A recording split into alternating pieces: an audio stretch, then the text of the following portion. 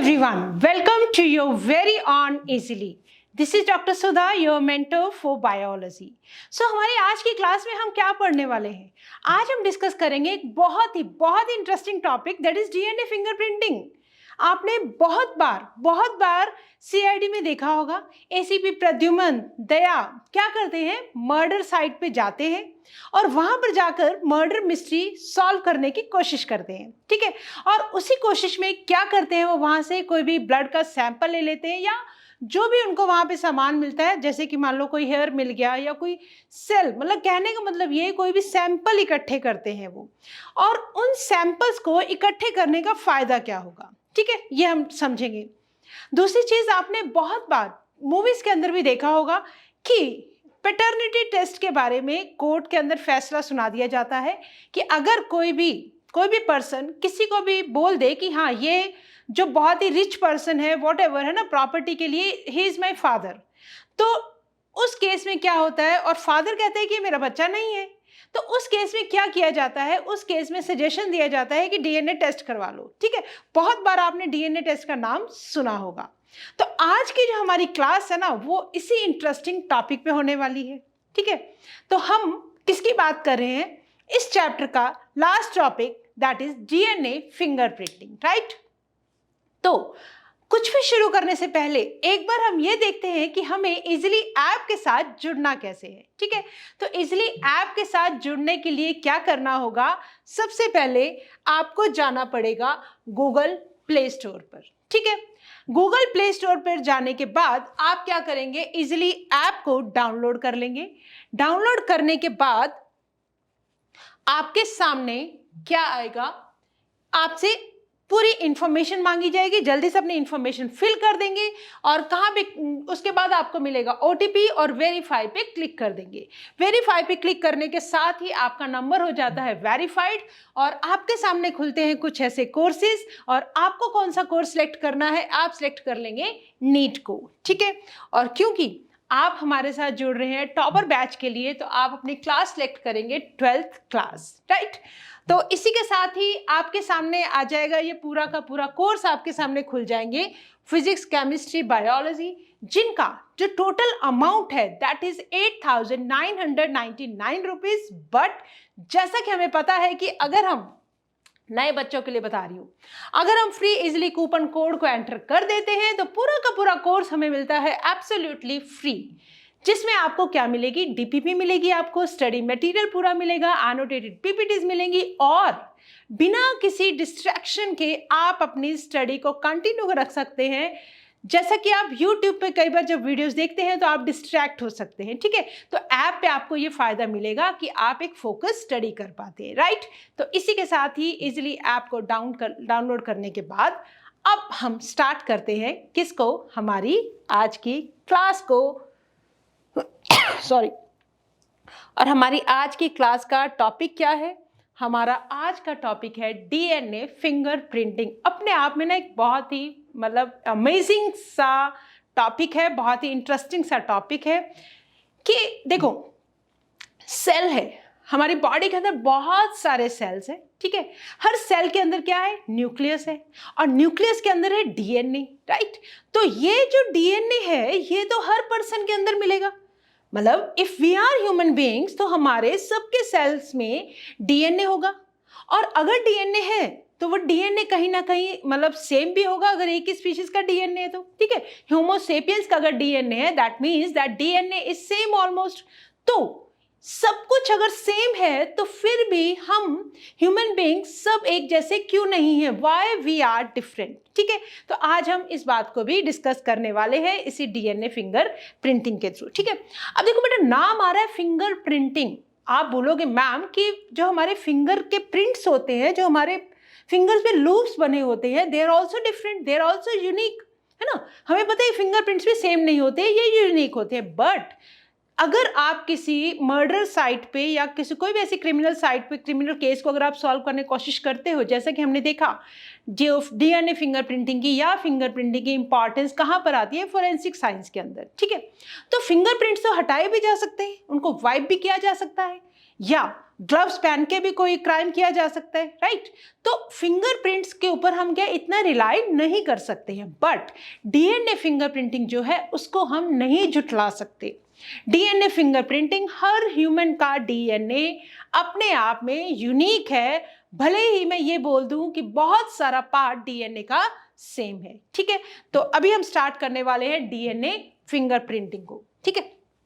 Okay, तो DNA fingerprinting को start करने के बाद हम ये समझ पाएंगे क्यों डीएनए फिंगरप्रिंटिंग की इंपॉर्टेंस है फोरेंसिक साइंस में या किसी भी पैटर्निटी टेस्ट में, ठीक है? अब देखो, जो डीएनए फिंगरप्रिंटिंग है उसका प्रिंसिपल क्या है, किस बेसिस पे हम ये बोल रहे हैं कि डीएनए जो है हर पर्सन का, हर इंडिविजुअल का, हर ह्यूमन का इज यूनिक, और हमें यही चीज समझनी है, ठीक है? तो सबसे पहले मेरी बात को बहुत ही ध्यान से सुनना। जैसे कि हमारी जो नॉलेज है ह्यूमन जीनोम प्रोजेक्ट को लेकर, ठीक है? ह्यूमन जीनोम प्रोजेक्ट के अंदर हमने क्या किया, पूरा का पूरा जो डीएनए था उसको सीक्वेंस किया गया, ठीक है? सीक्वेंस आप समझते हो, क्या किया, जितने भी बेस पेयर्स है, जितने भी डीएनए के ऊपर बेस है, हमने उन सब बेसिस को स्टडी किया। तो उसमें कितने साल लग गए थे हमें लग गए थे 13 इयर्स। और हमें यह भी पता है कि पूरा जो ह्यूमन जीनोम प्रोजेक्ट है कम से कम $9 बिलियन का उसका खर्चा आया था। That was a mega project, ठीक है? अब इतना एक्सपेंसिव, इतना टाइम कंज्यूमिंग जो सीक्वेंसिंग है, अगर हम कोई मर्डर साइट पे या फोरेंसिक साइंस के अंदर अगर हम किसी भी डीएनए टेस्ट की बात करते हैं, तो क्या हम पूरा का पूरा डीएनए सीक्वेंस करेंगे? तो क्या हम फिर से 13 इयर्स लगा देंगे? क्या हम फिर से इतना सारा मतलब पैसा खर्च करेंगे? नहीं। अब ऐसे केसेस तो रोज रोज आते रहेंगे हमारे पास।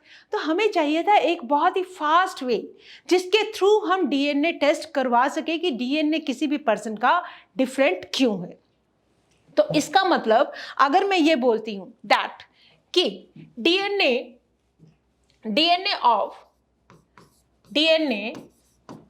of all the individuals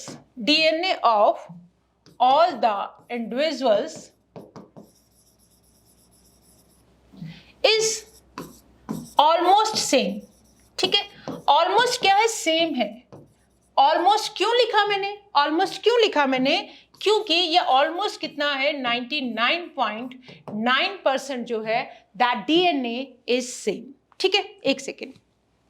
तो ये जो 99.9% जो है दैट डीएनए इज सेम, तो इसका मतलब कुछ तो डिफरेंस है, चाहे वो डिफरेंस कितना रह गया, 0.1%। मतलब डिफरेंस कितना है, दिस वन।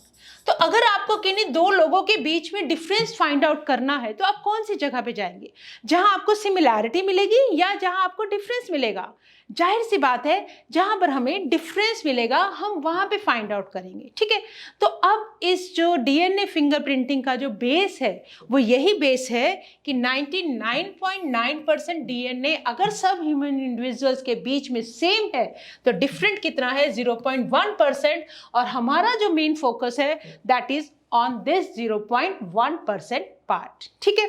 चलो, let us see how does our NCERT is starting with this topic।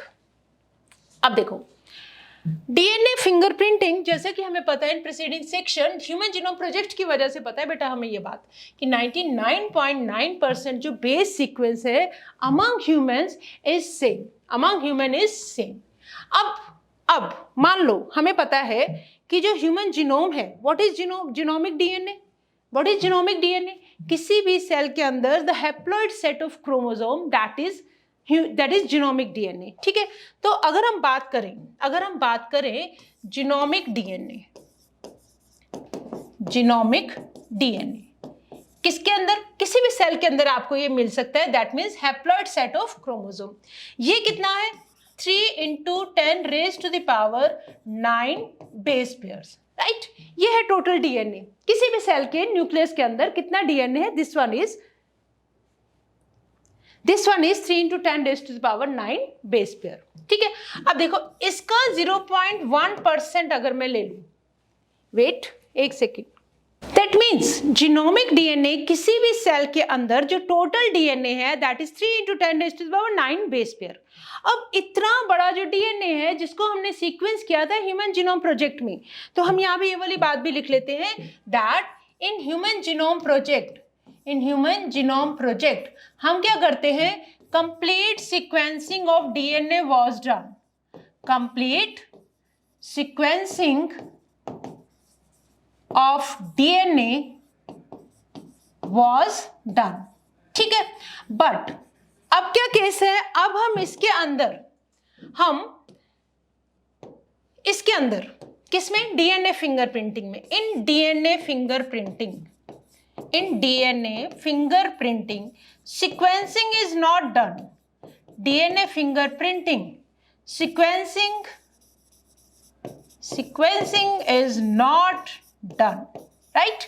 तो अब देखो सीक्वेंसिंग हमने करनी नहीं है क्योंकि बहुत ज्यादा टाइम लग जाएगा, बहुत सारा पैसा लग जाएगा, तो हमें क्या करना है, हमें सिर्फ इस 0.1% पार्ट पे फोकस करना है। तो अगर इस हैप्लॉइड सेट ऑफ क्रोमोसोम का अगर मैं इसका 0.1% पार्ट लेती हूं तो ये भी किसके इक्वल आ जाता है, 3 × 10⁻⁶ बेस पेयर। जो अपने आप में कोई छोटा दिखने में, भले ही बेटा आपको ये 0.1% दिख रहा है, बट 0.1% भी देखो कितना होगा, 3 × 10⁻⁶ बेस पेयर अप्रॉक्सीमेटली आ जाएंगे।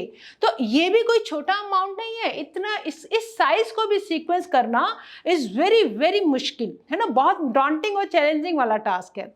तो इसलिए हम ह्यूमन जीनोम प्रोजेक्ट में तो हम सारा कुछ पढ़ा है, तो डीएनए फिंगरप्रिंटिंग में हम एक that is a rapid way, DNA fingerprinting एक ऐसा रैपिड और क्विक वे है जिसकी वजह से हम बहुत इजीली 0.1% पार्ट को आइडेंटिफाई कर सकते हैं। तो मतलब डीएनए फिंगरप्रिंटिंग का बेस क्या हुआ कि हमें ये जो डिफरेंस है ना, हमें इस डिफरेंस का आइडेंटिफिकेशन करना है, आइडेंटिफाई करना है इसको। ठीक है, आई होप हमें इतनी बात क्लियर है। तो अब देखेंगे दैट, देखो एक बार एनसीईआरटी क्या कह रही है। तो एज्यूमिंग ह्यूमन डीएनए जीनोम मतलब हैप्लॉइड सेट ऑफ क्रोमोसोम, कितना है बेटा ये, 3 × 10⁻⁹ बेस पेयर।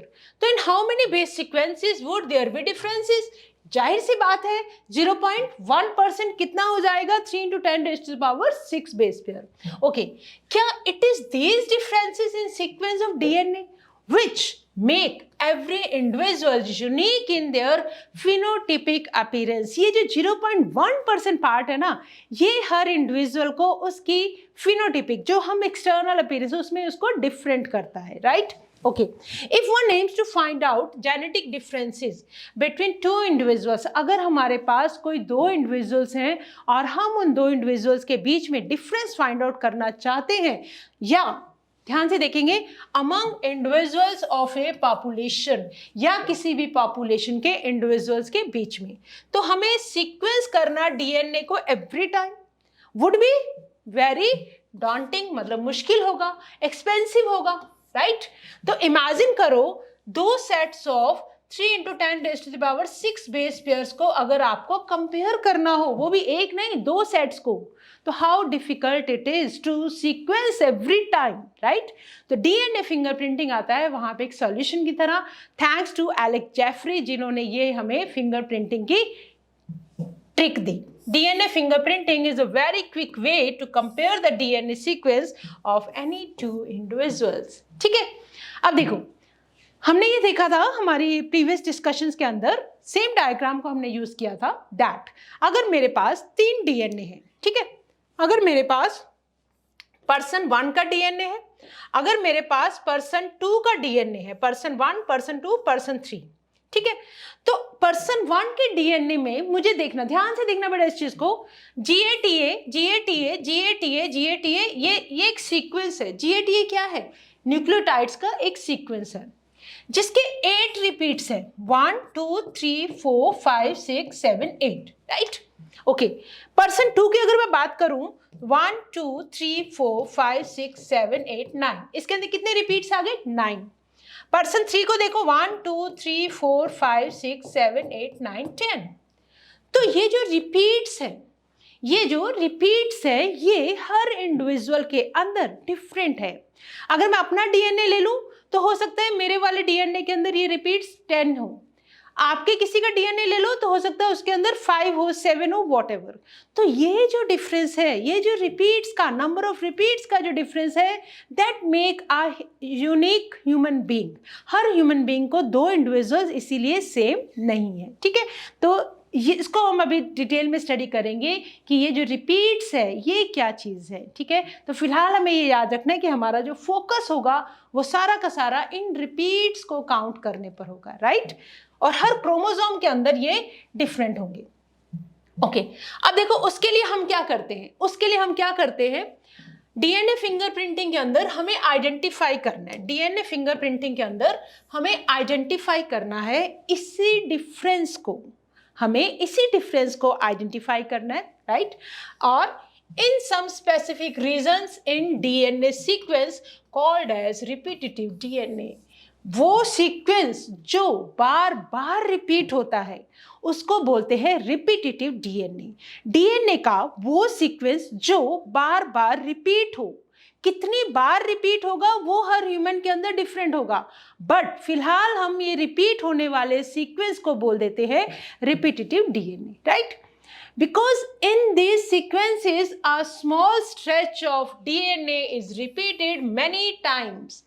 बार बार रिपीट हो रहा है, हो सकता है आपके अंदर 10 टाइम रिपीट हो, मेरे अंदर 12 टाइम हो, किसी और के अंदर 13 टाइम हो, वॉटएवर, ठीक है। तो दिस रिपीटिटिव डीएनए, इनको अब अगर हम सेपरेट कर लें, अगर हम इन रिपीटिटिव डीएनए को सेपरेट कर लें मेन डीएनए से, मेन डीएनए मतलब 99.9% जो पार्ट है विच इज सेम, अगर हम उसमें से रिपीटिटिव डीएनए को सेपरेट कर लें तो हमारा काम जो है वो बहुत आसान हो जाएगा। तो सेपरेट करने के लिए हमारे पास क्या टेक्निक है, याद करो वो जब हमने मैसेल्सन एंड स्टॉल वाले एक्सपेरिमेंट के अंदर डीएनए को, हैवी डीएनए को लाइट डीएनए को सेपरेट किया था on density gradient, caesium chloride density gradient पे, जब हमने ये देखा था कि सेमी कंजर्वेटिव, जब हम मोड ऑफ डीएनए रेप्लिकेशन जब हम पढ़ रहे थे तब हमने वर्ड यूज किया था कि सीजियम क्लोराइड डेंसिटी ग्रेडियंट पर हम डीएनए को उसकी डेंसिटी के अकॉर्डिंग सेपरेट करते हैं, ठीक है। तो सेम चीज हम यहाँ पर भी अप्लाई कर सकते हैं। तो the DNA separated from the bulk genomic DNA as different peaks.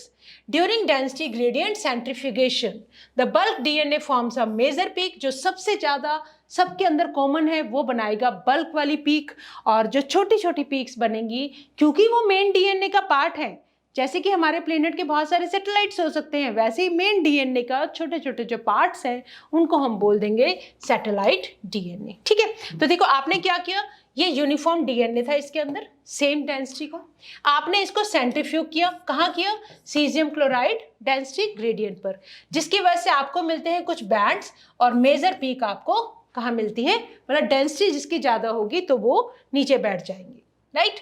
तो देखो लिखते हैं बेटा इस बात को कि हमने जो जीनोमिक डीएनए है, जीनोमिक डीएनए क्या है, ध्यान से देखो इसको, genomic DNA is haploid set of chromosome in any cell, किसी भी सेल में हो सकता है, क्रोमोसोम इन एनी सेल, कोई भी सेल, वो सेल आपका हेयर भी हो सकता है, वो सेल आपका स्किन का सेल भी हो सकता है, वो जो सेल है आपके कोई भी, मतलब देख लो बॉडी का कोई भी सेल हो सकता है। तो जीनोमिक डीएनए, जैसा कि हमें पता है डीएनए का सारा पार्ट क्या कोडिंग होता है, नहीं, पूरा का पूरा पार्ट कोडिंग नहीं होता है। जीनोमिक डीएनए के पास कुछ पार्ट कोडिंग है, कुछ पार्ट नॉन कोडिंग है, ठीक है। नॉन कोडिंग वाला जो पार्ट है वो किसका पार्ट है, that is a part of heterochromatin. अगर हम एक क्रोमोसोम बनाते हैं ना, तो देखो नियर अबाउट ये सेंट्रोमियर के नियर सेंट्रोमियर, ठीक है, एंड टीलोमियर जो टिप पे होंगे, तो वहां पे हमें जो क्रोमोसोम जो डीएनए मिलता है that is heterochromatin, that is a part of that is non coding part, ठीक है। ये बात हमें पता है जब हमने यूक्रोमेटिन और हेटेरोक्रोमेटिन के बारे में पढ़ा था, राइट। और कुछ पार्ट होता है बेटा कोडिंग पार्ट।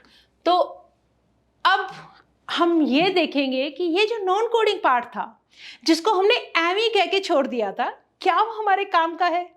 क्या वो एमी फालतू था? नहीं, फालतू नहीं था। इवन हमने जब ह्यूमन जीनोम प्रोजेक्ट भी किया था ना, तब भी हमने सीक्वेंसिंग के लिए सिर्फ कोडिंग पार्ट को चूज नहीं किया था, हमने पूरा का पूरा डीएनए चूज किया था सीक्वेंसिंग के लिए। तो अब आज हमें समझ में आएगी इस नॉन कोडिंग पार्ट की इंपॉर्टेंस क्या है। तो देखो, अब हमने क्या किया, बल्क डीएनए सेंट्रीफ्यूज किसके ऊपर किया हमने?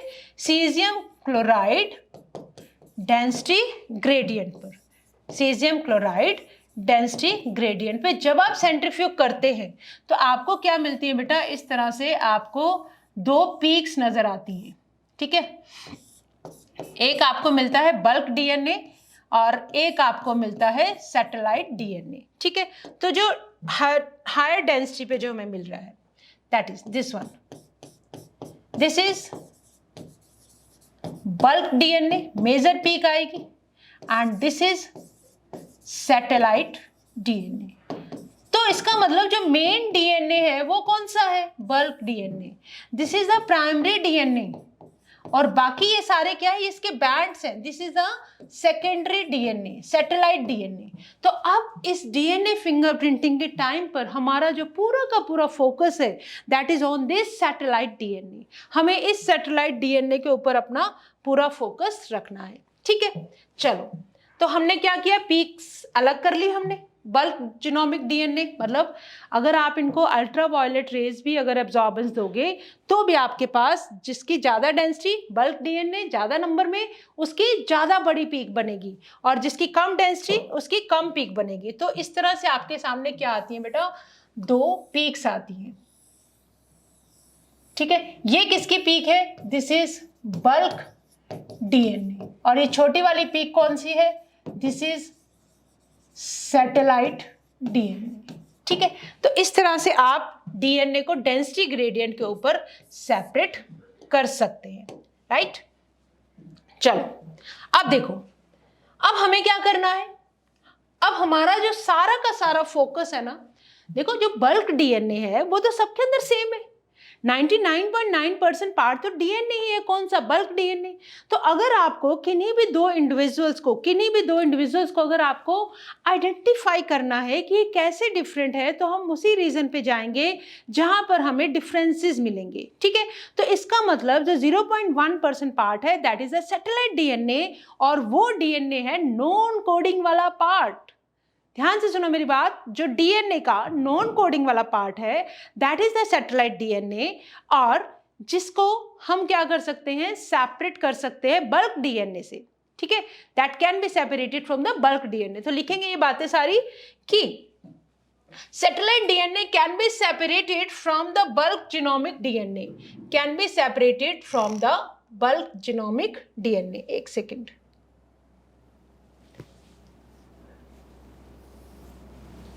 राइट। चलो, that can be separated from the एक minute that can be separated from the bulk genomic DNA। ये किसकी खासियत है बेटा? ये है सैटेलाइट डीएनए की खासियत। तो अब हमें देखो, हमें क्या करना है, एक सेकेंड, हमें इस बल्क जीनोमिक जो डीएनए से हमने क्या किया? सेपरेट कर लिया। किसको? सैटेलाइट डीएनए को। और कैसे सेपरेट किया? By cesium chloride density centrifugation, by cesium chloride density centrifugation. ये कौन सा पार्ट है? It is the non coding वाला पार्ट, और इसकी डेंसिटी ज्यादा है। Bulk that is having more density. Density कैसे डिसाइड होती है? डेंसिटी डिसाइड होती है दैट जीसी कंटेंट कितना होगा, ठीक है। जो बेस पेयर्स, उसको हम अभी डिस्कस करेंगे कैसे इनकी डेंसिटी। तो सैटेलाइट डीएनए की डेंसिटी ज्यादा है। It shows high degree of polymorphism. It shows high degree of polymorphism.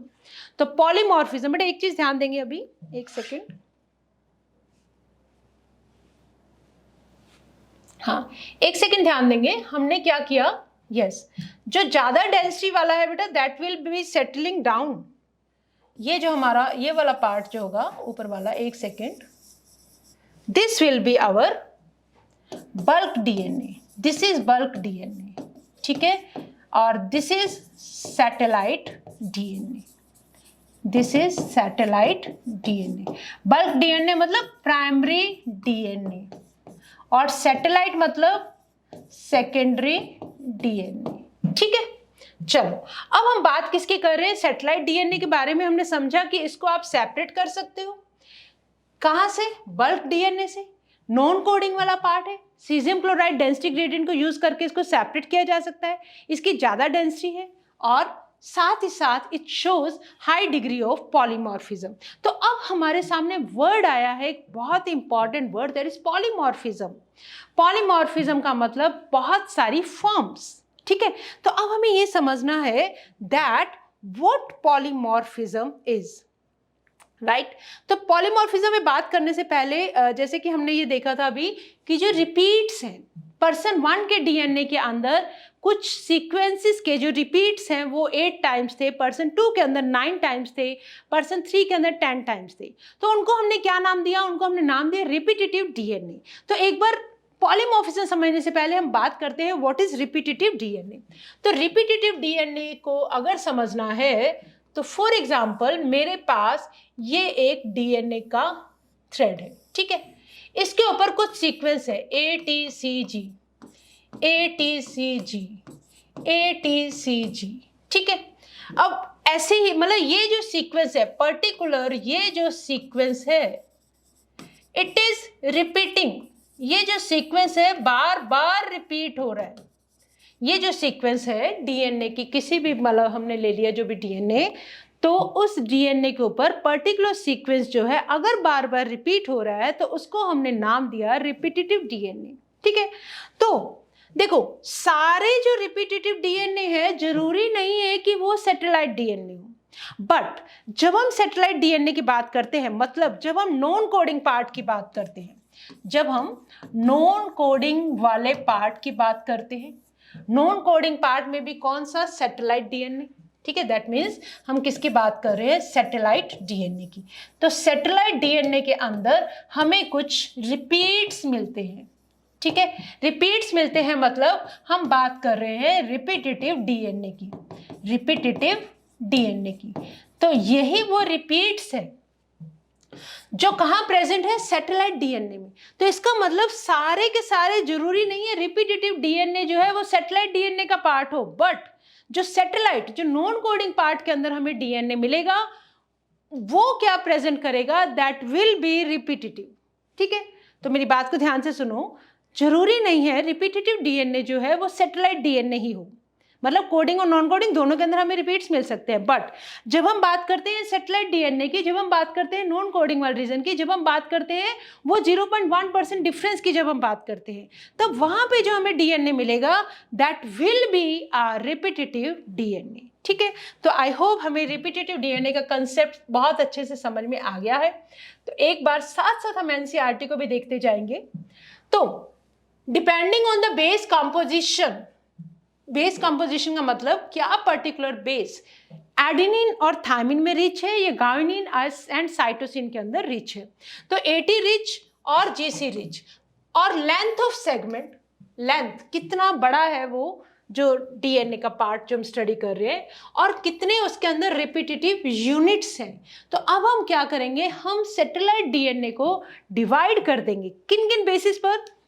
Eighty और जीसी रिच कंटेंट पे, number 2 length of the segment, number 3 number of repetitive units, into किस में divide कर देंगे? Satellite DNA is classified into many categories, पर हम बात कर रहे हैं माइक्रो और मिनी सैटेलाइट्स की। ठीक है, हम किसकी बात कर रहे हैं? सैटेलाइट डीएनए को हम दो पार्ट्स में डिवाइड करके पढ़ सकते हैं, micro satellite, mini satellite, right. तो देखो माइक्रो सैटेलाइट के अंदर हमें शॉर्ट टैंडम रिपीट्स मिलेंगी, मतलब नाम वर्ड से समझना, शॉर्ट टैंडम रिपीट्स का मतलब ये है कि हमें रिपीट्स तो मिलेंगे बट साइज देखो ये इनका बहुत छोटा होगा, जैसे GTC है ना, AGC मान लो, यही GTC हो गया, GAT, ऐसे मान लो कुछ रिपीट्स है मान लो। ठीक है, तो इनका जो साइज है वो देखो ये एक छोटा साइज है, 3 या 4 न्यूक्लियोटाइड्स का छोटा साइज है ये। इट इज रिपीटेड 8 टाइम्स और किसी दूसरे पर्सन के अंदर रिपीटेड 20 टाइम्स, तो कितनी बार रिपीट हो रहा है वो तो ठीक है, हमें पता है, but size of each repeats बस 2 या 6 बेस पेयर को मिला के इसका साइज है। कितनी बार रिपीट हो रहा है वो इसकी लेंथ को डिसाइड करता है, प्लस क्या ये एटी रिच है या जीसी रिच है। इन 3 बातों के बेसिस पर हम डिवाइड कर रहे हैं सैटेलाइट डीएनए को माइक्रो सैटेलाइट, जिसको हम शॉर्ट टैंडम रिपीट से बोलेंगे, और मिनी सैटेलाइट। मिनी सैटेलाइट्स में हम VNTR वर्ड को यूज करेंगे, variable number of tandem repeats. इसके अंदर देखो ये एक रिपीट है, बट इसका साइज देखना और इसका साइज देखना, ठीक है। ये वाला साइज देखो बेटा, ये, और एक ये वाला साइज देखो, तो ये साइज हमें कंपैरेटिवली बड़ा नजर आ रहा है। तो साइज ऑफ ईच रिपीट कितने का बना हुआ है, कम से मतलब 100 से अबव, 100 to 1000 बेस पेयर्स का बना हुआ है, तो डेफिनेट सी बात है इसका जो साइज होगा वो बड़ा हो जाएगा। कितनी बार रिपीट कर रहा है वो इसकी लेंथ को डिसाइड करेगा। ATGC रिच कितना है, तो वो इसके 3 बातों के बेसिस पे हमने डिवाइड किया सैटेलाइट डीएनए को STR एंड VNTR। STR मतलब माइक्रो सैटेलाइट, VNTR मतलब मिनी सैटेलाइट, ठीक है। तो चलो एक बार हम देखते हैं कि डिफरेंस जो है मिनी सैटेलाइट और माइक्रो सैटेलाइट के अंदर वो क्या है, ठीक है। देखो अब देखो सैटेलाइट डीएनए पता लग गया हमें क्या है। माइक्रो सैटेलाइट, मिनी सैटेलाइट के अंदर माइक्रो सैटेलाइट, ठीक है, और हमारे पास क्या है, मिनी सैटेलाइट, ठीक है, ओके। स्मॉल साइज रिपीट्स, ये हो गया हमारा डिफरेंस। माइक्रो मतलब छोटा, मिनी भी छोटा होता है, but comparison to micro, mini के अंदर जो रिपीट्स है वो थोड़े से लार्ज साइज के होंगे। तो यहाँ पे क्या होगा, लार्ज साइज के repeats. Less number of repeats, number of repeats क्या होंगे, कम होंगे। इसके अंदर नंबर ऑफ रिपीट्स ज्यादा बार होंगे, राइट। जीसी कंटेंट इसका क्या होगा, लेस होगा। माइक्रो सैटेलाइट का जीसी कंटेंट जो होगा लेस होगा, that will decide the density. GC content will decide the density. और क्या कहते हैं इनको, STRs, मतलब लिखेंगे यहाँ पे शॉर्ट टैंडम रिपीट्स। शॉर्ट क्योंकि इनका साइज छोटा होता है, इसलिए इनको टैंडम मतलब कंटिन्यूअस, शॉर्ट टैंडम रिपीट्स, इनको क्या बोलते हैं, शॉर्ट टैंडम रिपीट्स, ठीक है, ओके। और इधर देखो यहाँ पे जीसी कंटेंट हाई है, इसका मतलब ज्यादा डेंसिटी है, ठीक है। तो मिनी सैटेलाइट के अंदर हम क्या पढ़ेंगे, हम पढ़ेंगे VNTRs। हम पढ़ेंगे VNTRs मतलब variable number of tandem repeats, variable number of tandem repeats. Repeats कितनी बार कंटिन्यूटी में उनका नंबर वेरी करता है, that number that is known as variable number of tandem repeats. मतलब मिनी सैटेलाइट की हम बात करें, और डीएनए फिंगरप्रिंटिंग के अंदर हमारा जो फोकस है वो इस मिनी सैटेलाइट पे रहेगा, जिसमें हमें लार्ज साइज के रिपीट्स मिलेंगे, लेंथ जो है ज़्यादा होगी, नंबर ऑफ रिपीट्स ज़्यादा होंगे, जीसी कंटेंट हायर होगा, जिसकी वजह से डेंसिटी भी हायर होगी। तो ये हुआ डिफरेंस किसके बीच में, माइक्रो एंड मिनी सैटेलाइट के बीच में। और हम कौन सा वाला सैटेलाइट यूज़ करने वाले हैं, हम यूज़ करने वाले हैं बेटा डीएनए फिंगरप्रिंटिंग के अंदर मिनी सैटेलाइट। और हमारा जो सारा अब फोकस रहेगा वो रहेगा in variable number of tandem repeats पर, ठीक है। चलो ओके, अब देखो, अब आ जाओ बेटा, अब समझ में आएगा what is polymorphism, what is polymorphism, ठीक है। चलो एक बार ऐसा करते हैं, इस पे आने से पहले एक बार let us check our NCERT also that come these sequences normally do not code for any proteins. कौन से सीक्वेंसेस, जो हम सैटेलाइट डीएनए की बात कर रहे हैं, ठीक है, but they form a large portion of human genome. जब हम ह्यूमन जीनोमिक प्रोजेक्ट को जब हमने स्टडी किया ना, तो हमें पता क्या पता लगा, हमें लगा कि ठीक है बहुत सारा पार्ट, मतलब कोडिंग पार्ट तो है ही है, कोडिंग पार्ट क्या करेगा, अपने आप को एक्सप्रेस करेगा, प्रोटीन बनाएगा, ये चीज़ें हम बहुत अच्छे से समझ चुके हैं। बट ह्यूमन जीनोम प्रोजेक्ट की नॉलेज ये कहती है कि जो डीएनए के अंदर मैक्सिमम जो बहुत बड़ा पार्ट है that is non coding. Non coding part जो है, जिसको मतलब हमने ये सोचा that sequence shows high degree of polymorphism. ये जो नॉन कोडिंग वाला पार्ट है ये क्या शो करता है, it shows high degree of polymorphism. मतलब हर इंडिविजुअल के अंदर, इसी पार्ट के अंदर, नॉन कोडिंग पार्ट के अंदर ही हमें डिफरेंसेस मिले। ठीक है, तो वही हमारा बेस बना, मतलब ये पॉलीमॉर्फिज्म और सैटेलाइट डीएनए के अंदर VNTRs and form the basis of DNA fingerprinting. तो आपसे अगर पूछा जाए what is the basis of DNA fingerprinting, तो आप क्या बोलेंगे? पॉलीमॉर्फिज्म। अब हम समझने जा रहे हैं बहुत ही ध्यान से पॉलीमॉर्फिज्म के बारे में।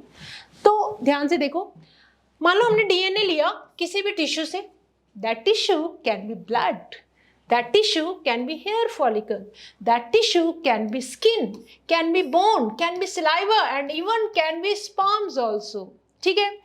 From an individual shows the same degree of polymorphism, they become very useful identification tools in forensic application। तो ये जो polymorphism है ना, ये दो इंडिविजुअल्स को अलग करेगा, ठीक है, okay. Further, as the polymorphism are inheritable from parents to children, अपने बच्चों के अंदर ये जो पॉलीमॉर्फिज्म के जो सीक्वेंसेस हैं वो जो कैसे डिफरेंट हैं वो अपने पेरेंट्स से अपने बच्चों के अंदर इनहेरिट होते हैं। तो DNA fingerprinting is the basis of paternity test. यही तो हम सुनते आ रहे हैं, डीएनए टेस्ट। यही जो पॉलीमॉर्फिज्म है जो पेरेंट्स से अपने बच्चों के अंदर ट्रांसफर हो रहा है, ये बेस बनता है कि हर मतलब मदर से आएगा, फादर से आएगा, तो डीएनए जो है मैच करेगा किसी भी बच्चे का अपने फादर से, अपनी मदर से, ठीक है। और यही बेसिस बनेगा किसके लिए? Paternity test in case of any disputes. जो डिस्प्यूट्स आपने अक्सर मूवीज़ के अंदर, कोर्ट केसेस के अंदर सॉल्व होते हुए देखे होंगे कि इसका डीएनए टेस्ट पॉजिटिव है, दैट मीन्स ये जो बच्चा है वो सही बोल रहा है, इस बच्चे का फादर कौन है जिसके साथ उसका डीएनए मैच हुआ है, ठीक है, ओके। तो जब हम बात करते हैं ना वीएनटीआर की, VNTR variable number of tandem repeats, तो इसके अंदर क्या होता है बेटा? एक पैटर्नल से आता है क्रोमोसोम, एक मैटर्नल से आता है। ये बात हमें पता है सेक्सुअल रिप्रोडक्शन के अंदर। तो जो क्रोमोसोम्स के अंदर, तो इनको हम मैच करेंगे फादर से और मदर्स के क्रोमोसोम्स के साथ, तो इनके अंदर कुछ ना कुछ हमें सिमिलैरिटीज मिलेंगी। तो ये क्या बन जाएंगी? That will become the base of DNA fingerprinting, ठीक है। अब देखो, डीएनए फिंगरप्रिंटिंग को समझने के लिए देखो, डीएनए फिंगरप्रिंट पॉलीमॉर्फिज्म, पॉलीमॉर्फिज्म क्या है बेटा? Genetic level variations. नाम से समझ में आ रहा है, जीन के लेवल पर अगर वेरिएशंस आ जाए, तो जैसे कि हमने म्यूटेशन समझा है ना, वो जो जेनेटिक लेवल वेरिएशन है उसी को ही हम क्या बोल रहे हैं? हम बोल रहे हैं पॉलीमॉर्फिज्म, राइट, ओके। देखो ये बेटा, देखो सारा डीएनए है, ये मान लो डीएनए का कोडिंग वाला पार्ट, और यहाँ पे सीक्वेंस है ATCG-CT जो भी है ना, और यहाँ भी मान लो क्या है? ATCG फॉर एग्जाम्पल, है ना, ATCG। ये वाला जो पार्ट है ना, ये मान लो है आपका नॉन कोडिंग पार्ट, ये है आपका नॉन कोडिंग पार्ट, ठीक है। ये वाला है बेटा कोडिंग वाला पार्ट। अब कोडिंग वाला part, this is coding part. Coding वाला पार्ट क्या करेगा? एक्सप्रेस करेगा, तो क्या बनाएगा? प्रोटीन्स बनवाएगा। क्या बनवाएगा? प्रोटीन्स, ठीक है। और नॉन कोडिंग वाला पार्ट कोई भी इनसे कोई भी एक्सप्रेस तो करेगा नहीं, तो नो प्रोटीन। इस कंसेप्ट को याद रखना। जो डीएनए का कोडिंग वाला पार्ट है, डेफिनेट सी बात है, जीन से कोड कर, जो इनके कोड हैं, जैसे मान लो ATGC वॉटेवर, तो जब ये कोड करेंगे, जब ये एक्सप्रेस करेंगे, ट्रांसक्रिप्शन होगा, ट्रांसक्राइब करने के बाद एमआरएनए बनेगा, एमआरएनए से ट्रांसलेशन होकर प्रोटीन्स बनेंगी। तो प्रोटीन्स क्या है? अब हमें पता है कि रेगुलेट करेंगे किसी न किसी कैरेक्टर को, राइट। तो दूसरा पार्ट क्या है? नॉन कोडिंग वाला पार्ट, जो हो सकता है कोई भी प्रोटीन ना बनवाए। तो मैक्सिमम जो पार्ट है ना ह्यूमन जीनोम का, ये है नॉन कोडिंग वाला part. Maximum in human genome, जो मोस्ट ऑफ द पार्ट है वो नॉन कोडिंग है। तो अब देखो, जिस नॉन कोडिंग को हम ऐसे समझ रहे थे ना, वो बड़े काम की चीज निकलेगी। अब देखो, पॉलीमॉर्फिज्म को अब ध्यान से समझना, बहुत ही इंपॉर्टेंट वाली चीज बताने जा रही हूँ। बिल्कुल अलर्ट होके बैठ जाएंगे और ध्यान से समझेंगे। अब देखो, अगर कोडिंग वाले पार्ट के अंदर कोई भी म्यूटेशन आ जाए, कोई भी mutation due to any reason, ठीक है, अगर वो म्यूटेशन मान लो अच्छी है, तो it can produce some other alleles, कोई और एलील्स बना देगी। म्यूटेशन तो आई है ना, बट उसकी वजह से थोड़ा सा एलील मतलब जीन्स के अंदर चेंज आ गया और प्रोटीन चेंज हो गई। अगर मान लो ये जो चेंज है कोडिंग रीजन के अंदर, अगर ये हार्मफुल इफेक्ट प्रोड्यूस कर दे, हार्मफुल इफेक्ट प्रोड्यूस करते ही क्या इफेक्ट होगा, इफेक्ट्स द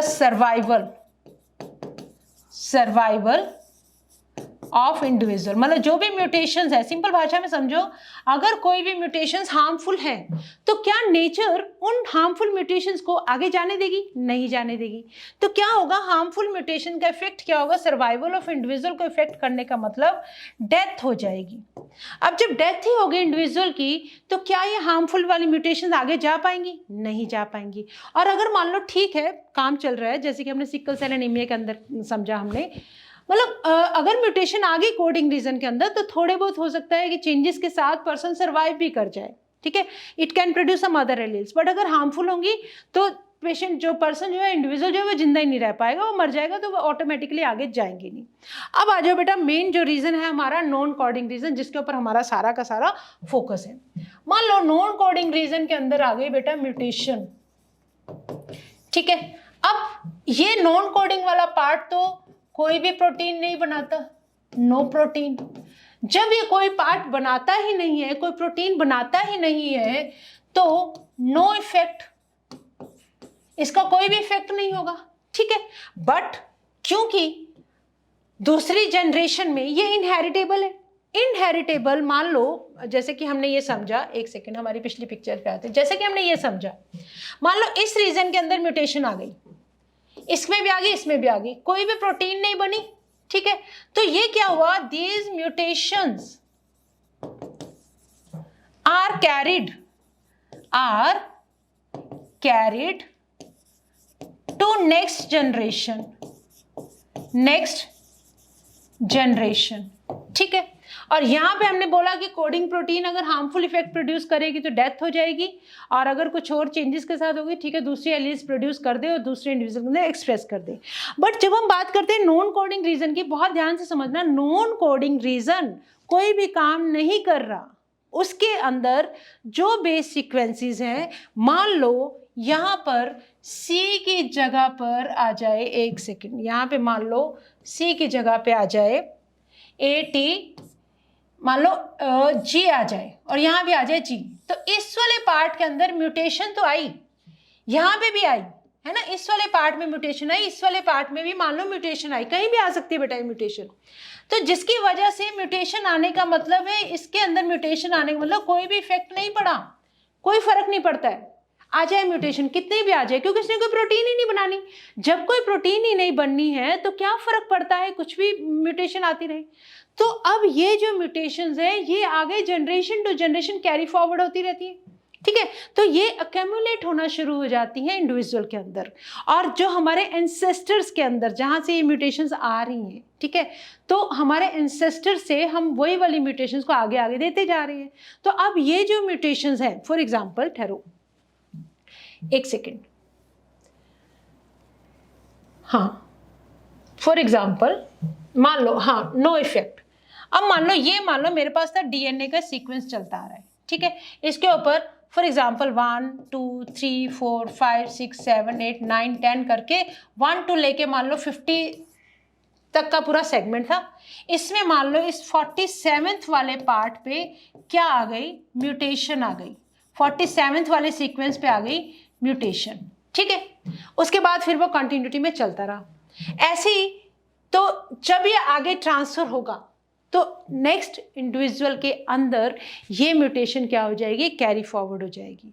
बट अगर यहाँ पे म्यूटेशन आएंगी तो इनका इफेक्ट हमें या तो देखने को मिलेगा ही नहीं, क्योंकि पर्सन की डेथ हो जाएगी कोडिंग रीजन में अगर म्यूटेशन आएंगे। बट अगर नॉन कोडिंग रीजन में आएंगी तो ये वाली जो म्यूटेशन है दे आर कैरिड फॉरवर्ड। देखो अब पॉलीमॉर्फिज्म, यही पॉलीमॉर्फिज्म है in DNA sequence is the basis of genetic mapping of human genome as well as DNA fingerprinting, ठीक है। It is essential that we understand that DNA polymorphism means in simple terms, polymorphism का मतलब है variations at genetic level, gene के level पे changes आना, variations आना, mutation आना, अराइजेस ड्यू टू म्यूटेशंस, ठीक है। न्यू म्यूटेशंस में अराइज इन एन इंडिविजुअल इधर in somatic cells, somatic cells कौन से सेल्स होते हैं? एक तो होते हैं जर्म सेल्स, जर्म सेल्स ही वो वाले सेल्स हैं जो म्यूटेशन को आगे लेके जाएंगे, बट सोमेटिक सेल्स के अंदर म्यूटेशन आ जाए तो वो आगे कैरी फॉरवर्ड नहीं होती हैं। और in the germ cells, germ cells वो वाले सेल्स हैं जो क्या करते हैं? जनरेट करते हैं गैमीट्स को।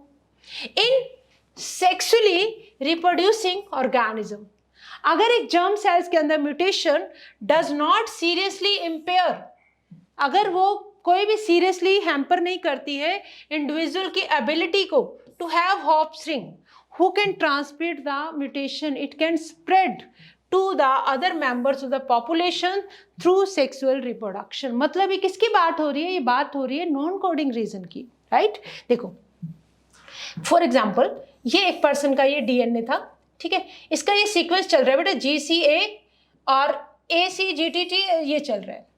ऐसे ये दूसरे पर्सन का है, ऐसे ही तीसरे पर्सन का है। अब यहाँ पे क्या हुआ? सिंगल न्यूक्लियोटाइड पॉलीमॉर्फिज्म, SNP को समझा रहे हैं बेटा। यहाँ पे लिखो सिंगल, नाम से समझ में आ रहा है ना, सिंगल मतलब एक अकेली न्यूक्लियोटाइड के अंदर म्यूटेशन आ जाए उसको क्या बोलेंगे? Single nucleotide polymorphism, right? देखो पूरा सीक्वेंस चल रहा था, ये पूरा का पूरा सीक्वेंस है, तीनों के अंदर सेम है, बट एक जगह पे जाके, इस जगह पे जाके सीक्वेंस चेंज हो गया। एक ही जगह पे जाके आ गया जी की जगह पे यहाँ आ गया T। तो इसका मतलब ये जो सिंगल न्यूक्लियोटाइड पॉलीमॉर्फिज्म है ये अभी आगे आगे कैरी फॉरवर्ड होता रहेगा, ठीक है? चलो आगे देखो, यस अब देखो एलीलिक सीक्वेंस वेरिएशंस, जिनको हम क्या बोलते हैं? डीएनए पॉलीमॉर्फिज्म, मतलब एलील्स, एक ही जीन की दो फॉर्म्स, अगर उनके अंदर चेंजेस आ जाए, if more than one variant at a locus, locus हमने समझा हुआ है जीन पे जो लोकेशंस है alleles, at a locus occurs in human population with a frequency greater than 0.01। Simple term में बात करें तो अगर एक इनहेरिटेबल म्यूटेशन, इनहेरिटेबल मतलब जो पेरेंट्स अपने बच्चों में जा सकती है, वो वाली म्यूटेशन अगर हमें ऑब्जर्व होती है in a population at high frequency, तब हम इसको बोलते हैं डीएनए पॉलीमॉर्फिज्म। मतलब फॉर एग्जांपल ये जो सीक्वेंस है, इसके इस सीक्वेंस पे जो चेंजेस आ रहे हैं, अगर ये सीक्वेंस हमें एक पॉपुलेशन के अंदर जिसके रिपीट होने की जो टेंडेंसी है, जो फ्रीक्वेंसी है, वो अगर हमें ज़्यादा दिखे, तब हम इसको बोलते हैं that it is DNA polymorphism. कहाँ दिखेगा ये हमें? मेनली नॉन कोडिंग वाले पार्ट में। कैसे ट्रांसफ़र हुआ? जर्म सेल्स के अंदर डीएनए के नॉन कोडिंग पार्ट में अगर म्यूटेशन आती है वो आगे आगे आगे ट्रांसफ़र होती रहती है, और अगर उसकी फ्रीक्वेंसी ज़्यादा है तो उसको हम बोलते हैं डीएनए पॉलीमॉर्फिज्म। और एलीलिक जो फ्रीक्वेंसी है दैट इज़ ग्रेटर देन 0.01, ये चीज़ हम समझते हैं कि जो वेरिएशंस है एलील लेवल पे, जो वेरिएशंस आती है वो कैसे इफेक्ट करती हैं एवोल्यूशन वाले चैप्टर में। The probability of such variations to be observed in non coding, ध्यान से देखो किसमें है? नॉन कोडिंग डीएनए सीक्वेंस में, would be higher as mutation in these sequences may not have any immediate effect. क्योंकि अगर नॉन कोडिंग रीजन के अंदर कोई भी म्यूटेशन आएंगी उनका एकदम से बेटा इफेक्ट नहीं दिखेगा, बट अगर कोडिंग रीजन में आ गई ना तब म्यूटेशन दिखेंगी। तो कोडिंग रीजन में आने वाली म्यूटेशन या तो कोई और अदर एलियंस प्रोड्यूस कर दे, या वो हार्मफुल म्यूटेशन हो जिसकी वजह से इंडिविजुअल की डेथ हो जाए, तो वो अपने आप ही आगे कैरी फॉरवर्ड नहीं होती है, ठीक है? In an individuals reproductive ability. तो आई होप हमें ये चीज़ समझ में आ गई है पॉलीमॉर्फिज्म क्या है, दैट डीएनए के कुछ सीक्वेंसेस जो है उनके अंदर वेरिएशंस आ जाती हैं। Variations can be in the coding region, can be in the non coding region. अगर कोडिंग रीजन में आई हैं तो इसका मतलब प्रोटीन्स जो बनने वाली हैं वो चेंज हो जाएंगी। अगर उसी प्रोटीन को बनाने वाली कुछ एलील्स अगर चेंज हो जाए तब तो ठीक है, चल जाएगा, बट अगर वो म्यूटेशंस इतनी ज़्यादा हार्मफुल हैं कि जो इंडिविजुअल को सर्वाइव ना करने दे, उसकी डेथ कॉज कर दे, तो वो म्यूटेशन वहीं पे रुक जाएंगी, आगे ट्रांसफर नहीं होंगी। बट क्योंकि नॉन कोडिंग रीजन कोई भी प्रोटीन प्रोड्यूस नहीं करता है, तो जिसकी वजह से अब वो नॉन कोडिंग रीजन के अंदर जब भी म्यूटेशन आएंगी वो आगे आगे क्या होंगी? ट्रांसफर होंगी। तो ट्रांसफर होंगी तो एक्यूमुलेट होती रहेंगी, और इसी को हम क्या बोलते हैं? डीएनए पॉलीमॉर्फिज्म, ठीक है? चलो आगे देखो, डीएनए पॉलीमॉर्फिज्म समझने के बाद these mutations देखो keeps on accumulating generation after generation and form one of the basis of variability या polymorphism genetic level variation. There is a variety of different types of polymorphism, जिनमें हो सकता है single nucleotide change हो जाए या बहुत बड़े स्केल पे चेंजेस आ जाए, ठीक है।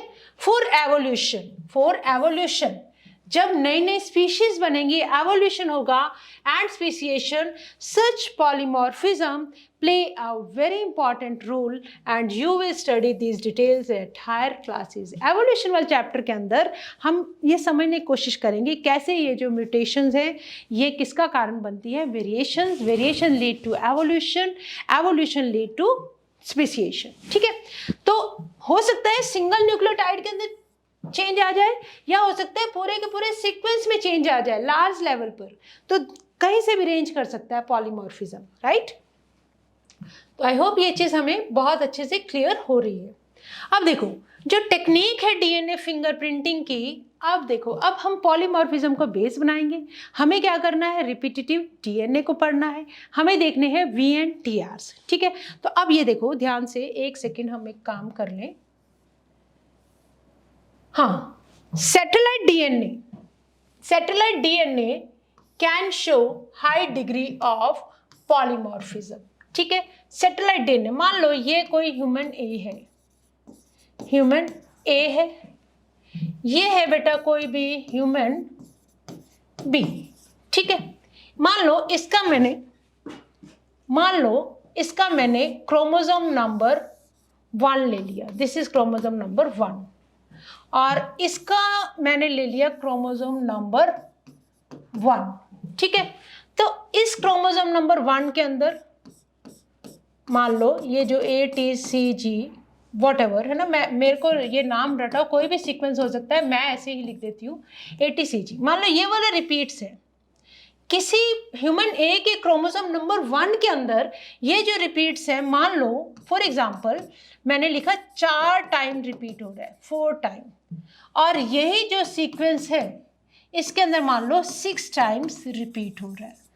तो इसका मतलब ये जो नंबर ऑफ रिपीट्स है, variable number of tandem, continuously चलने वाले जो रिपीट्स हैं उनका नंबर वेरी करता है, जिसको हम क्या बोल रहे हैं, VNTRs। तो ये VNTR ही है जो हर इंडिविजुअल के अंदर डिफरेंट होंगे, और ये किस लिए डिफरेंट है, these are due to polymorphism की वजह से अब नॉन कोडिंग रीजन के अंदर म्यूटेशन आई, जिसकी वजह से पॉलीमॉर्फिज्म आगे कैरी फॉरवर्ड हो गया, तो जिसकी वजह से ये जो variable number of tandem repeats हैं दीज आर डिफरेंट, ठीक है। चलो अब देखो, नाउ कम, तो ये टेक्निक दी किसने थी बेटा हमें, thanks to Alec Jeffrey for giving us such a wonderful technique of DNA fingerprinting. उन्होंने क्या किया, एक सैटेलाइट डीएनए को यूज किया एज अ प्रॉप का मतलब क्या होता है, लैब में तैयार। देखो अब हमें पता है क्या होता है, बहुत सारे ऐसे पढ़ते सीक्वेंसेस को स्टडी करते ह्यूमन जीनोम प्रोजेक्ट के बाद अब हमें पता लग गया कि एक पॉपुलेशन के अंदर जो सीक्वेंसेस का जो बेस सीक्वेंसेस का जो एक तरह से सेगमेंट है वो कितनी बार कैसे रिपीट हो रहा है, मतलब कौन से सीक्वेंसेस बार बार रिपीट हो रहे हैं। तो हमने क्या किया, हमने वैसे ही सीक्वेंसेस को आर्टिफिशियली प्रिपेयर कर लिया लैब के अंदर, जिनको बोलते हैं VNTR प्रॉप्स, जिनको क्या बोलते हैं बेटा, VNTR प्रॉप्स। तो VNTR प्रॉप्स की हेल्प से तो हमने क्या किया, सैटेलाइट डीएनए को एज अ प्रॉप यूज किया, मतलब आर्टिफिशियली प्रिपेयर किया, जिसके अंदर क्या हुआ, that shows a very high degree of polymorphism. कौन, satellite DNA shows very high degree of polymorphism, जिनको हमने क्या बोला, variable number of tandem repeats, that is VNTRs। और ये जो टेक्निक है as used earlier involve southern blotting का मतलब सर्दन वाज अ साइंटिस्ट, ठीक है। तो hybridisation using radio labelled VNTRs as probe, DNA को मतलब हम एक तरह से आइसोलेट करके उसको पूरा जेल इलेक्ट्रोफोरेसिस से फिर हम उस पूरे डीएनए को स्टडी कर रहे हैं, तो उस प्रोसेस को बोलते हैं southern blotting, right, surgeon was a scientist. तो इसी तरह से हमने आरएनए को अलग किया, उसी तरह हमने प्रोटीन को अलग किया, तो जिनके हमने नाम फिर नॉर्दर्न वेस्टर्न प्लॉटिंग रख दिए। बट फिलहाल हम बात कर रहे हैं डीएनए की। डीएनए के अंदर it involve Southern blots and hybridisation हम करेंगे किसके साथ, radio active VNTR as a probe. मतलब कहने का ये, मान लो हमें कोई सीक्वेंस मिलता है ATCGAT, तो हमने क्या किया, इसी का ही एक आर्टिफिशियल सीक्वेंस बनाएंगे, ठीक है, जिसको हम एज अ प्रॉब यूज करेंगे। प्रॉब क्या होता है, artificially constructed DNA sequence in lab. तो जब हम प्रॉब बनाएंगे तो TAGCTA, तो ये इसका कॉम्प्लीमेंट्री होगा, तो अपने आप जाके इसके साथ बाइंड कर जाता है। ये क्या है बेटा, प्रॉब है। ये क्या है, डीएनए का सीक्वेंस है, ये डीएनए सीक्वेंस। तो जब इन दोनों को हम एक साथ रखेंगे तो ये क्या करेगा, प्रॉब जाके इसके साथ बॉन्डिंग बना लेगा।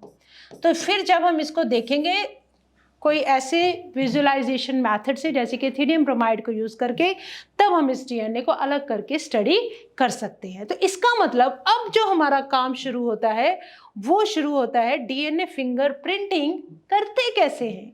अभी तक हमने समझा था बेटा प्रिंसिपल, अब हम समझने वाले हैं प्रोसेस। क्या समझने वाले हैं, प्रोसेस। तो प्रोसेस को समझने के लिए let us understand how this DNA fingerprinting is done. देखो, सबसे पहले क्या करना है आपको, कहीं भी आप किसी भी मर्डर साइट पर हैं, आप मतलब कोई भी ऐसा सीन साइट है जहां पर आपको एक छोटा सा सैंपल मिलता है, ठीक है, that sample can be blood sample. तो जिसमें से हम क्या करेंगे, डीएनए को आइसोलेट कर लेंगे। अब आप पूछेंगे मैम ब्लड सैंपल के अंदर होते हैं आरबीसीज के पास न्यूक्लियस होता नहीं है, तो न्यूक्लियस नहीं होता तो डीएनए कहाँ से आएगा। तो हम जब डीएनए फिंगरप्रिंटिंग के अंदर अगर हम ब्लड सैंपल को यूज कर रहे हैं, तब हमारा जो मेन काम आता है वो आता है डब्ल्यूबीसीज में से हम क्या करेंगे, डीएनए, ठीक है। या कोई भी सेल भी हो सकता है, बॉडी का सेल हो सकता है, हेयर फॉलिकल हो सकता है, कोई बोन हो सकती है, सलाइवा हो सकता है, स्पर्म हो सकता है, एनीथिंग।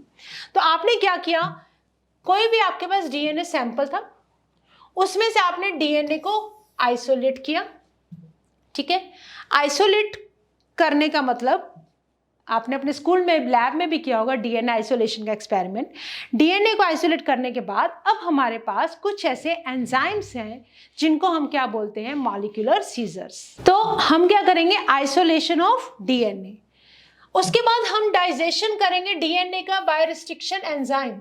छोटे छोटे बेटा फ्रेगमेंट्स के अंदर हमने कट कर दिया। हमारे पास जो डीएनए आइसोलेट हुआ, हमने कुछ ऐसे एंजाइम्स यूज किए जिनको डीएनए को कट करने के लिए हमें पता है हम कौन से एंजाइम यूज करते हैं, molecular scissor, that is restriction endonucleases. तो रिस्ट्रिक्शन एंडोन्यूक्लियस की हेल्प से हमने डीएनए को छोटे छोटे फ्रेगमेंट्स के अंदर कट कर दिया, ठीक है।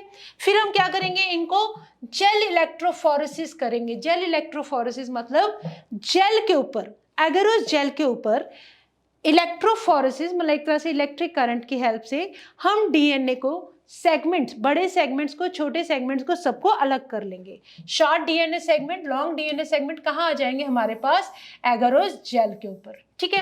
अब ये एगरोस जेल जो व्हाइट कलर की जेल होती है, ठीक है, सीवीड से बनती है हमें पता है, तो इट कैन बिकम ड्राई, सूख सकती है, जिसकी वजह से हो सकता है हमारे डीएनए जो हमारा पर्पस है वो सॉल्व ना हो पाए। तो अब हमें क्या करना है, इसको ट्रांसफर कर देंगे एक नाइट्रोसेलुलोज मेम्ब्रेन के ऊपर, ठीक है। तो नाइट्रोसेलुलोज मेम्ब्रेन के ऊपर ट्रांसफर कर देंगे जेल से। उसके बाद हम इनको डीएनए सेगमेंट्स को हाइब्रिडाइज करेंगे प्रॉब के साथ। तो प्रॉब क्या होता है, प्रॉब होता है artificially prepared DNA segment in lab. तो जैसे ही आप इस मेम्ब्रेन के ऊपर, मान लो ये डीएनए के फ्रेगमेंट्स हैं, है ना, इसके ऊपर मान लो आपने एक प्रॉब छोड़ दिया, चलो प्रॉब के लिए हम कलर दूसरा यूज कर लेते हैं। हमने क्या किया, एक कलर प्रॉब के लिए हमने क्या ले लिया, एक डिफरेंट कलर ले लिया, ठीक है। चलो ये मान लो ये हमारा प्रॉब का कलर है, और इसके ऊपर मान लो ATCGT। तो जब हम इसके साथ एक प्रॉब रखेंगे, इस प्रॉब के ऊपर क्या सीक्वेंस होगा, TAGCA। तो ये प्रॉब ऑटोमेटिकली जाके इस वाले डीएनए सेगमेंट के साथ हाइड्रोजन बॉन्ड्स बन जाएंगे इन बेसिस के बीच में, जिसकी वजह से अब ये जो डीएनए का सेगमेंट बना, डबल स्ट्रैंडेड, ये क्या हो गया, हाइब्रिडाइज्ड हो गया हमारे बनाए हुए, मतलब इसका सीक्वेंस हमें पता है, प्रॉब को क्योंकि हमने बनाया है लैब के अंदर, इसका सीक्वेंस हमें पता है। तो जब हमने इसका सीक्वेंस पता है तो ये जाके जिस डीएनए सेगमेंट के साथ बाइंड करेगा, तो कॉम्प्लीमेंटारिटी के बेसिस पर क्या हम दूसरे डीएनए का सीक्वेंस नहीं बता पाएंगे, ठीक है। तो हमने कर लिया हाइब्रिडाइज्ड। अब हम इनको क्या करेंगे, एक्सरे के ऊपर हम इसको एक्सरे पास करेंगे, जब रेज पास मतलब विजुअलाइजेशन करेंगे। आप एथिडियम ब्रोमाइड डाल के भी विजुअलाइजेशन कर सकते हो, आप एक्सरे से भी विजुअलाइजेशन कर सकते हो, ठीक है। तो ये एक तरह से हमने छोटी सी समरी की प्रोसेस की, आप समझते हैं ध्यान से। ध्यान से तो हम पहले भी समझ रहे थे, अब हम थोड़ा स्टेप्स में करेंगे। सबसे पहला स्टेप याद करेंगे मेरे साथ साथ, आइसोलेशन कर लिया डीएनए का। दूसरा स्टेप, डाइजेशन कर लिया डीएनए को बाय कौन से एंजाइम, रेस्ट्रिक्शन एंडोन्यूक्लियेजेस, मतलब मॉलिक्यूलर सीजर्स। फिर हम सेपरेट करेंगे डीएनए फ्रेगमेंट्स को बाय जेल इलेक्ट्रोफोरेसिस, जिसकी डिटेल हम करेंगे, जेल इलेक्ट्रोफोरेसिस की डिटेल्स हम करेंगे हमारे बायोटेक वाले चैप्टर में। बट ये चीज़ का ध्यान रखेंगे, जेल इलेक्ट्रोफोरेसिस के ऊपर हम लेंथ वाइज लॉन्ग सेगमेंट और शॉर्ट सेगमेंट को सेपरेट कर लेते हैं जेल के ऊपर, ठीक है। फिर हम कर देंगे ट्रांसफर किसके ऊपर, जिसको हम प्लॉटिंग भी बोलते हैं, सेपरेटेड डीएनए फ्रेगमेंट्स को कोई भी सिंथेटिक मेम्ब्रेन जैसे कि नाइट्रोसेलुलोज और नायलॉन की मेम्ब्रेन पर। क्यों? क्योंकि जो जेल है वो ड्राई हो सकती है। फिर हम करेंगे हाइब्रिडाइजेशन। हाइब्रिडाइजेशन के लिए हम यूज करेंगे लेबल्ड, पहले से लेबल्ड है VNTR प्रॉप्स, आर्टिफिशियली हमारे पास ये सीक्वेंसेस तैयार किए गए हैं लैब के अंदर। फिर हम डिटेक्शन करेंगे हाइब्रिडाइज्ड डीएनए का फ्रेगमेंट्स, कैसे, बाय ऑटो रेडियोग्राफी, ठीक है। तो एक्सरेज हम पास करेंगे और उसके बाद फिर जब हम उनको एक्सरे फिल्म के अंदर एक्सपोज करेंगे तो कलर के बेसिस पे हम इनको सेपरेट कर सकते हैं, right.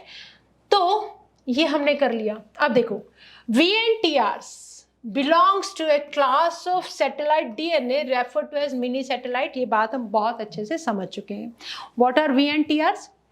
A small DNA sequence is arranged randomly in many copy numbers. Randomly मतलब continuous manner में DNA का जो repeats है that is arranged, जिसको बोलते हैं VNTR.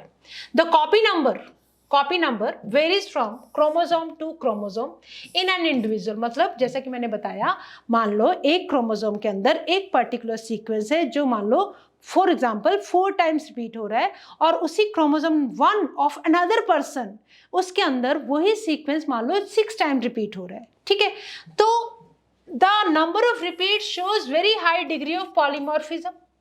As a result the size जो है VNTR का वो वेरी करता है फ्रॉम 0.1 से लेके 20 किलो बेस पेयर्स तक, ठीक है। VNTR का साइज 0.1 से लेके 20 किलो बेस पेयर्स तक भी हो सकता है।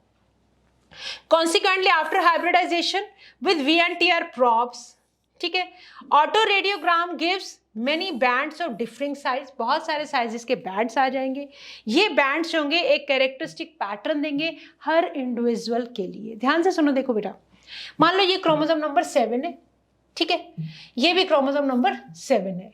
अब देखो यहाँ पे जो पैटर्नल क्रोमोसोम है, फादर का जो क्रोमोसोम है, उसके पास यहाँ पे 1 2 3 बैंड्स है, और यही ह्यूमन बी का, मान लो ये ह्यूमन बी है, ये ह्यूमन ए है, इसके क्रोमोसोम के ऊपर पैटर्नल साइड पे देखो कितने बैंड्स है, 1 2 3 4 5 6 7 8 9 10 है क्या, 10 या 11 जो भी है ना। मैटरनल क्रोमोसोम के 1 2 3 4 और 1 2 3 4 5 6 7 8 9। तो मतलब chromosome number 7 of human A, how it is different from chromosome number 7 of human B. है क्रोमोसोम नंबर 7 ही, बट उसका जो नॉन कोडिंग वाला पार्ट है उसके अंदर ये जो बैंड्स हमें मिले हैं पूरे प्रोसेस के बाद, ये मान लो ह्यूमन ए के अंदर पैटर्नल क्रोमोसोम में 3 बैंड्स है और वहाँ पे मान लो 10 है, यहाँ पे मान लो 4 बैंड्स है, वहाँ पे मान लो 11 बैंड्स है। तो यही डिफरेंस, यही जो बैंड्स का जो कैरेक्टरिस्टिक पैटर्न है, ये 2 ह्यूमंस को डिफरेंट कर रहे हैं। क्रोमोसोम नंबर 2 में देखो 1 2 3 4 5 6 7 8, और इसमें कितने 1 2 3 4 5 6 7 8, इसमें मान लो 8 है, 1 2 3 4 5 6 7 1 2 3 4 5 6 7। ये क्रोमोसोम नंबर जो 2 है ह्यूमन ए का ह्यूमन बी के साथ मैच कर रहा है। और ऐसी क्रोमोसोम नंबर 16 1 2 3 4 5 1 2 3 4 5 1 2 3 4 5 6 7 8 9 10 1 2। अब देखो यही क्रोमोसोम नंबर 16, इसका पैटर्नल वाला क्रोमोसोम तो सेम आ रहा है, सेम पैटर्न दे रहा है, बट मैटरनल साइड वाला क्रोमोसोम इसके 60, इसके पास अगर 1 2 कितने पास, इसके पास सिर्फ 2 है और इसके पास आई थिंक 10 के करीब है। तो इस तरह से दो ह्यूमन बींग्स का जो डीएनए है दैट इज डिफरेंट। तो डीएनए फ्रॉम इंडिविजुअल ए को हमने ले लिया, इंडिविजुअल बी को ले लिया, ठीक है। तो अब हमने देखो इसको देखा कैसे, number of short tandem repeat मतलब STRs की हम बात कर रहे हैं, इसके ऊपर अगर 11 है और ये है सी पर्सन, सस्पेक्ट का मान लो क्रोमोसोम है, ये ए और बी के अंदर ये था, नंबर ऑफ रिपीट्स कितने थे 10।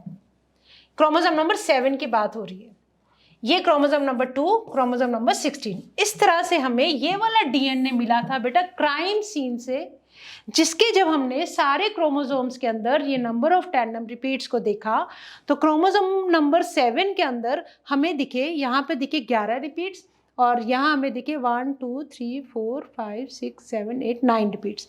क्रोमोसोम नंबर 2 के ऊपर हमने ये वाला पैटर्न देखा, क्रोमोसोम नंबर 16 के ऊपर हमने ये वाला पैटर्न देखा, और ये है हमारे पास इंडिविजुअल ए और इंडिविजुअल बी के क्रोमोसोम, ठीक है। जब हम इसको ऑटो रेडियोग्राफी करेंगे, जब हम इसको एम्पलीफाई करेंगे, एम्पलीफाई मतलब नंबर बढ़ा के PCR रिएक्शन से रिपीट्स को देखेंगे, सेपरेट करेंगे जेल के ऊपर, तब हमें डीएनए फिंगरप्रिंट्स हमारे पास कुछ इस तरह से ये चार्ट आ जाएगा, मतलब जिसके ऊपर अब हमें दिखेगा, ये देखो ये सी पर्सन का डीएनए है, ये पर्सन ए का है, ये पर्सन बी का है, राइट। पर्सन ए का जो डीएनए है क्या वो मैच कर रहा है पर्सन सी के साथ या बी वाला मैच कर रहा है? देखो इसके पास ही रेड है, इसके पास रेड है, ये वाला पैटर्न, ये वाला पैटर्न, इसके 7 ये दिस वन, इसका क्योंकि ये तो सभी, ये तो दोनों के अंदर सेम था ना क्रोमोसोम नंबर 2, तो ये इसलिए सेम आ रहा है। क्रोमोसोम नंबर 16 का पैटर्न देखो, this blue and this blue, ये इधर भी है, ये इधर भी है, तो इसका मतलब बी वाला जो डीएनए फिंगरप्रिंट है that is resembling with the DNA of the crime scene. B person का जो डीएनए फिंगरप्रिंट है वो मैच कर रहा है इस सी वाले पैटर्न से, मतलब क्राइम सीन पे मिले हुए डीएनए पैटर्न से कौन मैच कर रहा है? बी वाला। तो दैट मीन्स सस्पेक्ट कौन हो सकता है? Chromosome number individual B. हमने क्या किया, ध्यान से सुनो, हमने क्या किया, सब क्रोमोसोम के ऊपर ये जो हमें पैटर्न मिले ड्यू टू VNTRs, ठीक है, हमने क्राइम सीन से बना हुआ जो मिला हुआ डीएनए है हमने उसका भी पैटर्न लिया, क्राइम सीन से मिले हुए पैटर्न को हमने मैच किया, क्या ये पर्सन ए के साथ मिल रहा है या पर्सन बी के साथ, तो वहाँ से हमें पता लगा कि ये पर्सन बी के साथ मैच कर रहा है। तो उसके बाद फिर हम अपना रिजल्ट दे सकते हैं that it differs from individual to individual in a population except in case of monozygotic twins। हाँ, अब एक बात का ध्यान देना, ये जो डीएनए का सीक्वेंस है ये इंडिविजुअल टू इंडिविजुअल वेरी करता है एक पॉपुलेशन में, बट अगर दो लोग ट्विंस हैं वो भी मोनोजाइगोटिक, एक ही जाइगोट से बने हुए, मतलब आइडेंटिकल ट्विंस हैं, उनके अंदर ये डीएनए आपको सेम मिलेगा, मतलब वहाँ पे शायद डीएनए फिंगरप्रिंटिंग को मतलब हमें सेम मिलेगी, दो इंडिविजुअल जो आपस में आइडेंटिकल हैं। Sensitivity of the technique has been increased by use of polymerase chain reaction. PCR reaction से अगर हमें थोड़ा सा भी ब्लड सैंपल या थोड़ा सा भी डीएनए मिलता है तो हम उसको एम्पलीफाई करा सकते हैं through this polymerase chain reaction. अब इसका रिजल्ट क्या हुआ? DNA from a single cell is enough to perform DNA fingerprinting analysis. एक सिंगल सेल से भी अगर हमें डीएनए मिल गया तो हम उससे भी कर सकते हैं, क्योंकि हम उसका नंबर तो बढ़ा ही लेंगे PCR से, ठीक है। In addition to application in forensic science, इसकी बहुत बड़ी पॉपुलेशन एप्लीकेशन है, determining population and genetic diversity, मतलब एवोल्यूशन के अंदर भी इसका बहुत बड़ा रोल है डीएनए फिंगरप्रिंटिंग का, ठीक है। करंटली बहुत सारे डिफरेंट हमने प्रॉप्स बना लिए हैं, आर्टिफिशियल हमने प्रिपेयर कर लिए sequences are used to generate DNA fingerprints, मतलब हमें पता है एक पर्टिकुलर पॉपुलेशन के अंदर सबसे ज़्यादा हमें कौन से सीक्वेंस मिल रहे हैं, तो उन्हीं सीक्वेंस के बेसिस पे हमने उन सीक्वेंसेस को आर्टिफिशियली प्रिपेयर कर लिया लैब के अंदर, जिसकी वजह से हम हाइब्रिडाइज कर पाते हैं किसको? डीएनए सीक्वेंस को, किसके साथ? VNTR प्रॉप्स के साथ, ठीक है। तो आई होप ये चीज़ हमें क्लियर हो गई होगी। एक बार जरा सा फास्ट हम समरी करते हैं कि डीएनए फिंगरप्रिंटिंग करते कैसे हैं। देखो, सबसे पहले आपको आइसोलेट करना है डीएनए को। डीएनए किसी भी सेल का हो सकता है, ब्लड स्टेन हो सकता है, सीमन स्टेन हो सकता है, सलाइवा, हेयर और बॉन स्किन, कुछ भी हो सकता है। ब्लड स्टेन, हेयर, सीमेन स्टेन, सलाइवा, बोन, कहीं से भी आपको क्या मिल गया है, कोई भी सैंपल मिल गया डीएनए का, आपने उसको कर लिया आइसोलेट। पहला वाला स्टेप क्या हुआ, आपने डीएनए को आइसोलेट कर लिया, ठीक है। नेक्स्ट देखो, अब आपको इसको डाइजेस्ट करना है, मतलब डीएनए बहुत बड़ा है, डीएनए को आपको छोटे छोटे पीसेस के अंदर कट करना है। कट करने के लिए आपके पास है मॉलिक्यूलर सीजर, जिनका नाम है रिस्ट्रिक्शन एंडोन्यूक्लियोसिस, ठीक है। आपने अब क्या किया, रिस्ट्रिक्शन एंजाइम डाले, ठीक है। रिस्ट्रिक्शन एंजाइम ने डीएनए को स्मॉलर स्मॉलर सेगमेंट्स, बहुत डिफरेंट साइज के सेगमेंट्स के अंदर ब्रेक कर दिया। तो मान लो ये एक डीएनए का ये वाला सीक्वेंस है, एक ये वाला सीक्वेंस है, इधर से ये हमने जब कट करते हैं ना, तो फिर हम बात करेंगे कि स्टिकी एंड्स कैसे बनते हैं रिस्ट्रिक्शन एंडोन्यूक्लियस की हेल्प से। मतलब हमने कट कर लिया इनको, डीएनए को अभी के लिए इतना समझो। फिर हम क्या करेंगे, फिर हमने सेपरेट कर लिया डीएनए फ्रेगमेंट्स को बाय जेल इलेक्ट्रोफोरेसिस। क्या करेंगे हम, treat the DNA fragments with alkali solution to denature DNA bonds in the gel into single strands। देखो, mixture of DNA molecule different sizes, ये ठीक है। ये हमारे पास बेटा एक जेल होती है, जेल के एक तरफ हम क्या करते हैं, पॉजिटिव चार्ज देते हैं, एक तरफ हम नेगेटिव चार्ज देते हैं, मतलब कैथोड और एनोड। डीएनए के ऊपर होता है नेगेटिव चार्ज, ठीक है।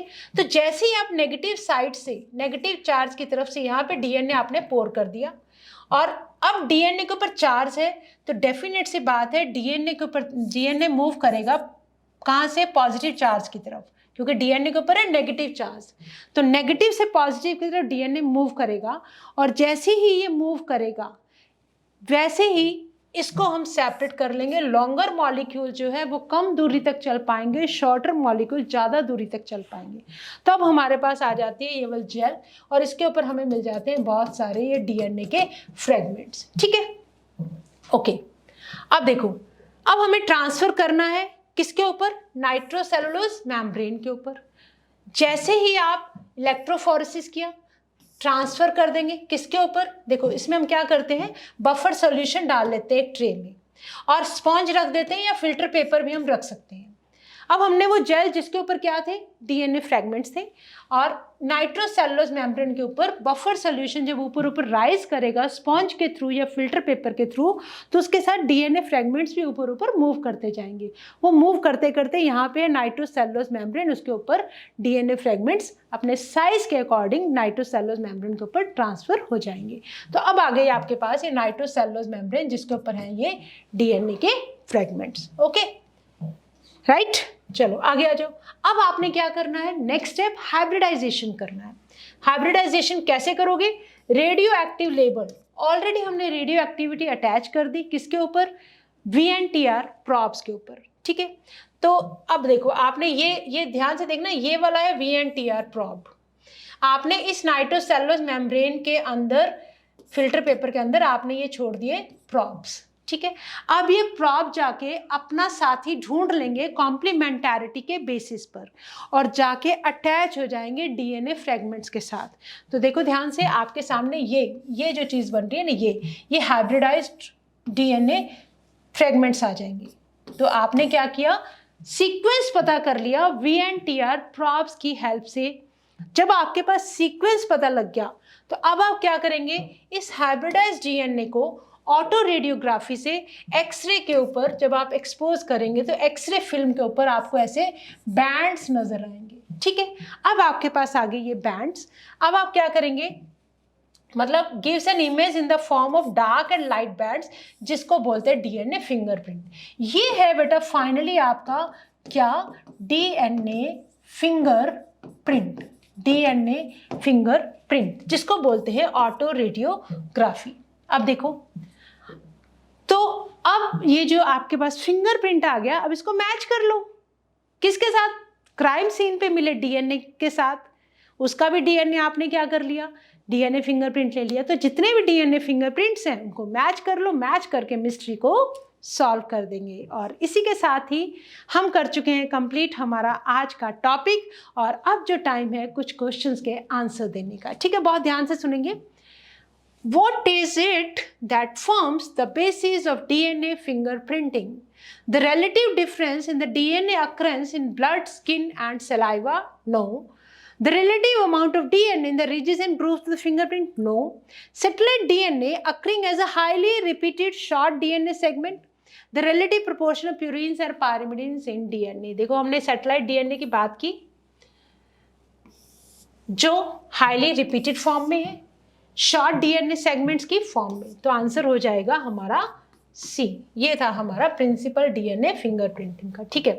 If inheritable mutation is observed in a population at high frequency, इसको क्या बोलेंगे? अगर बहुत ज़्यादा हमें कोई म्यूटेशन बार बार दिख रही है, बार बार वो सीक्वेंस हमें दिख रहा है, तो उसको हमने क्या नाम दिया? DNA polymorphism. उसको हमने नाम दिया डीएनए पॉलीमॉर्फिज्म, ठीक है, okay. VNTR varies in size, अभी भी हमने पढ़ा था 0.1 to 20 किलो बेसिस, ठीक है। We have studied 0.1 to 20 kilo bases, okay. 35 पे आ जाओ, सो नेक्स्ट पे आ जाओ। Similar DNA fingerprinting is obtained for similar, एक जैसी फिंगरप्रिंटिंग, दो डीएनए इंडिविजुअल्स के फिंगरप्रिंट्स कब सेम होंगे? जब वो ट्विन्स होंगे। कौन से ट्विन्स होंगे? आइडेंटिकल ट्विन्स, मतलब मोनोजाइगोटिक ट्विन्स होंगे, ठीक है। इसका आंसर हो गया हमारा बी। नेक्स्ट आ जाओ। In DNA fingerprinting the hybridised strands are detected by auto radiography. अभी हमने पढ़ा एक्सरे फिल्म के ऊपर हम हाइब्रिडाइज्ड सेगमेंट्स को ले लेंगे। तो with this it's a time to say thank you, and we have completed the molecular basis of inheritance with our last topic DNA fingerprinting. So in case if you feel any doubt, तो आप अपने comments करके हमसे doubt पूछ सकते हैं, Telegram channel पे हमसे जुड़ सकते हैं, और बस इतना ही कहूँगी that you have to learn always with a smile. So thank you.